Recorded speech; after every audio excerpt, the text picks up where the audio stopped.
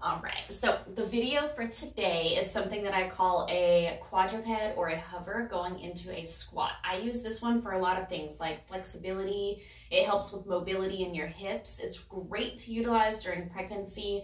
I personally do this about 10 times a day just to make sure that my low back is moving, that my hips are moving, and that I'm getting the stretching and the range of motion and the flexibility that I really need. And so yesterday we talked about the squat. So now I'm going to show you a little bit of a different way to get into a squat.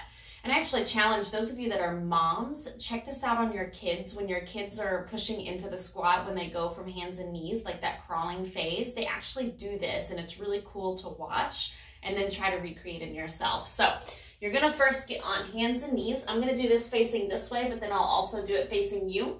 But you're going to have hands and knees. I want your knees right under your hips, and I want your hands here. Now, what I want you to do is tuck your toes, and you're going to lift up and open your knees a little bit more. So instead of having your knees right under your hips now, your toes are in line with your hips, but your knees are a little bit wider. Your wrists are right under your shoulders.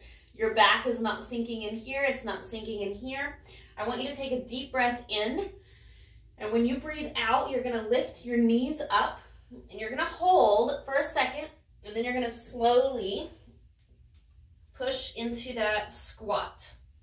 And then you're going to sit here, and you can see that I'm really stiff this morning. You're going to sit here for a second. You can come all the way up if you want to with your chest, and then when you get ready, you're going to come back to that same position and then come back down. And you're going to do that again. Lift up and then push, and then sit here and then come back to neutral. So facing you, again, wrists right under your shoulders. Initially, your knees are going to be under your hips. Tuck your toes, lift your knees up, open your knees. So now it's wider. And what you're going to do is you're going to take a deep breath in, breathe out, and push into that squat. Lift your hands if you're able to. Get your heels down if you can. My right foot's really not working with me today that much. And then come back through. Now notice, remember, again, yesterday we talked about squat form. If you need to widen up your stance, that's fine. You can have a wider stance to come into this. You'll have to if you're pregnant, because you'll want more room to be able to move around and do those things. Again, the squat is so important through all aspects of our life. And what I love about this movement is it gives you full pelvic floor relaxation when you're sitting in a squat. But it's also adding in some core and some arm work and even quads and hips, because when you lift up, you lift your knees up into that hover, you're able to activate all of those muscles to get things moving, and then you're going to start to move and push back into that squat. I love using this for my newly postpartum moms that are just getting back into their routine, because it doesn't put too much pressure anywhere, and it doesn't make you feel like you can't do it type thing, because there's so many modifications. And if you can't get all the way into the squat, keep your heels up if you absolutely have to, or just rock back and forth. So if you can't get into the squat, go from here and up and just work on walking back and then coming back forward and keeping your knees up. And that's a great way to work on mobility for your squat as well.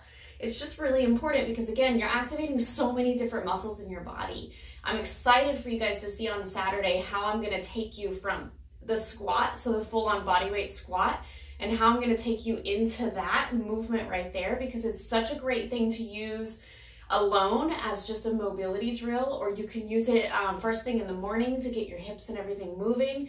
You can use it later in the day, in the evening. You can use it during your workout. We can make it harder. We can go into the squat and then stand all the way up and then come back down and come back out. So it's a modification for a burpee. It's just, there's so many things that you can do. And so I'm super excited that I was able to share that with you. Check it out. Make sure you try it. Great thing to do if you're sitting all day and you're doing a lot of desk work right now, which is what we're all doing. So doing all that desk work, it's going to be really important for you to get that mobility and that movement and range of motion in there. So try that exercise, see if that helps, and I look forward to showing you tomorrow's workout.